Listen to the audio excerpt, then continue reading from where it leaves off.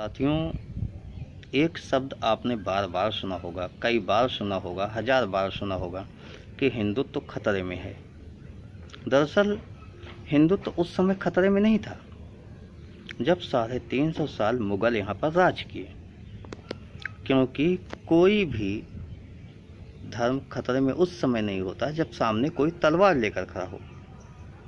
तलवार वालों से आप लड़ सकते हो क्योंकि आपको पता है सामने वाला तलवार लेकर आ रहा है। आप बचाव के लिए विकल्प की तलाश करते हैं।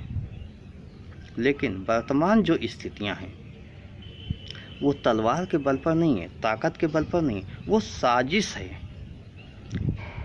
इस्लाम और क्रिश्चियन यानी ईसाई, इन दोनों की ऐसी सुनियोजित साजिश, सुनियोजित रणनीति के तहत, प्लानिंग के तहत काम हो रहा है, जिससे हिंदुस्तान के हिंदुओं की जो एक कमज़ोर कड़ी है, कमजोरी कहाँ है? छुआछूत, भेदभाव, उसका बहुत अच्छी तरीके से फ़ायदा उठाया जा रहा है। उस फ़ायदे को उठाते हुए ये लोग हिंदुओं को अपने पाले में करने में सफल हो जा रहे हैं।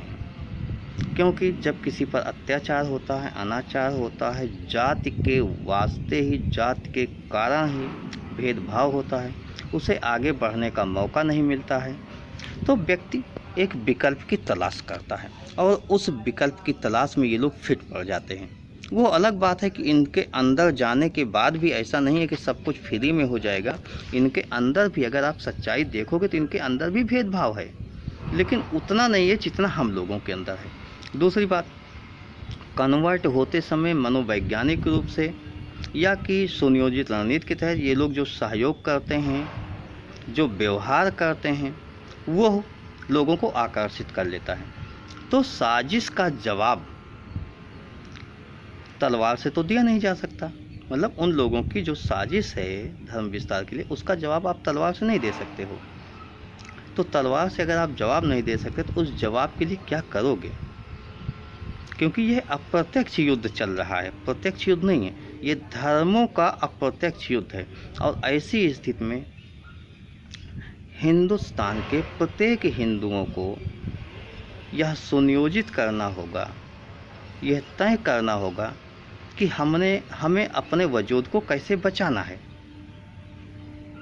दरअसल जो लोग ऐसा कर रहे हैं वो भी इसके पीछे की मूल भावना को नहीं जानते। उनका तो यह है कि मैं अपने लिए काम कर रहा हूँ। भाई देखिए, कर्म प्रधान समाज होता है, कर्म प्रधान व्यक्ति होता है। उन लोगों को जो जिम्मेदारियाँ मिली उन लोग काम कर रहे हैं। जैसे ईसाई मिशनरीज को जो जिम्मेदारियाँ मिली वो काम कर रहे हैं, मौलवियों को जो जिम्मेदारी मिली वो काम कर रहे हैं, उनके बच्चों को, मुसलमान के बच्चों को जो जिम्मेदारियाँ मिली वो काम कर रहे हैं। उन्हें ये कहा गया है कि जन्नत लेना है, जन्नत में जाना है, तो काफिर की औरतों लड़कियों को पटाओ, उनके साथ संबंध बनाओ, आपको पैसे भी मिलेंगे, आपको जन्नत मिलेगी।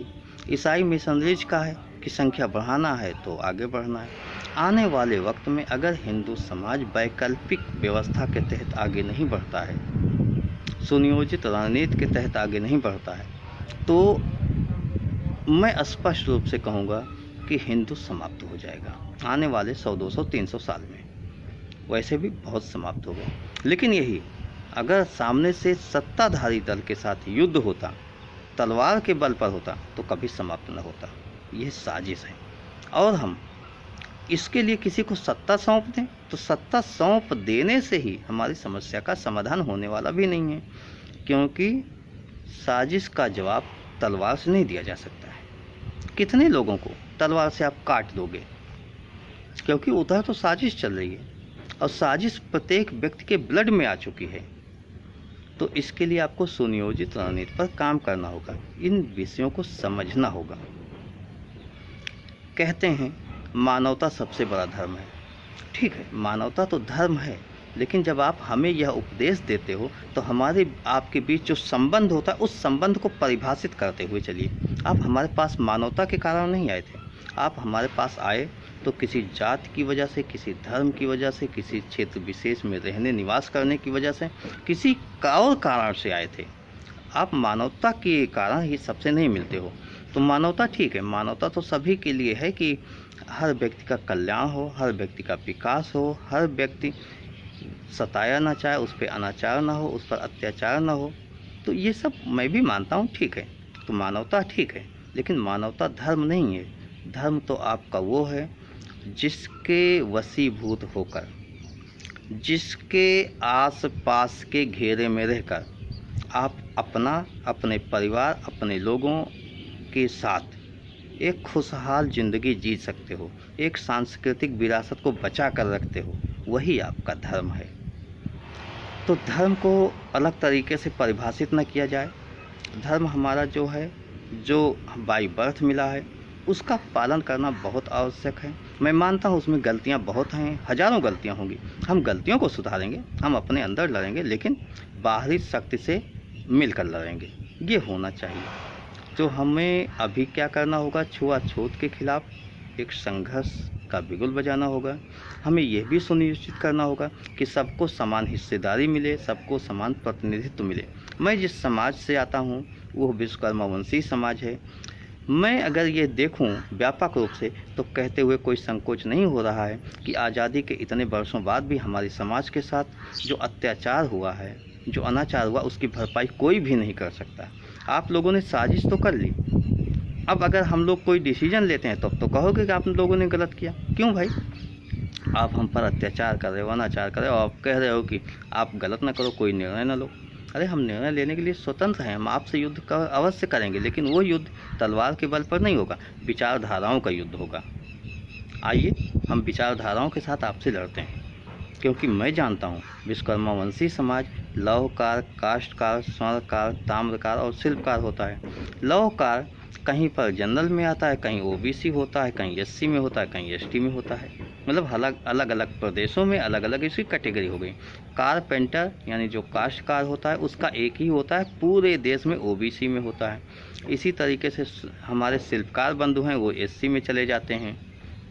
हमारे पास जो ताम्रकार बंधु हैं उनकी भी अलग अलग वैरायटी अलग अलग प्रदेशों में है। स्वर्णकार बंधुओं की भी हालत अलग है। इसी में स्वर्णकार बंधुओं में आप लोगों ने ऐसा विभेद, मतलब ये हिंदुत्व का जो विजन है उस विजन ने विभेद कर दिया। उसके पहले सनातन था, उसके पहले वैदिक था। अगर हम वैदिक काल से शुरू करें तो कहीं ऐसा कुछ नहीं था, लेकिन सनातन में कुछ अलग से परिपाटी बनी और हिंदुत्व तो एकदम से समाप्त करने की ओर चल पड़ा है। वो अपने को ही निगल लेना चाहता है, अपने लोगों को ही निगल लेना चाहता है, और अपने लोगों को निगलेगा तो दूसरे को मौका मिलेगा। तो ऐसी स्थितियां नहीं होनी चाहिए, हमें अपनों को बचाना होगा। मैं स्पष्ट रूप से अपने भाइयों को संबोधित करते हुए ये कह सकता हूँ कि जो भी स्वर्णकार हैं वो कुछ भी लगाते हों, लेकिन आप जहाँ से अपनी वंशावली का आरंभ मानते हो उसके थोड़ा पहले जाकर सोचो, उस स्थितियों के बारे में सोचो, तो आपको समझ में आएगा कि हम सब एक हैं। इसी तरीके से ताम्रकार बंधुओं के लिए भी कहेंगे और शिल्पकार बंधुओं के लिए भी कहेंगे।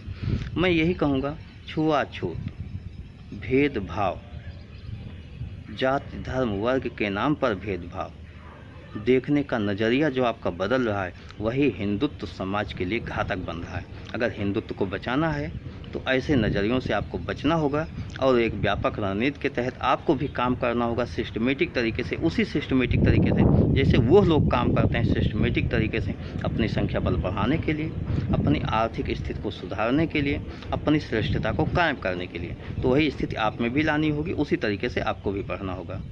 अभी आज के लिए यहीं तक, फिर कभी मिलेंगे। जय भगवान विश्वकर्मा। आप सभी का कल्याण हो।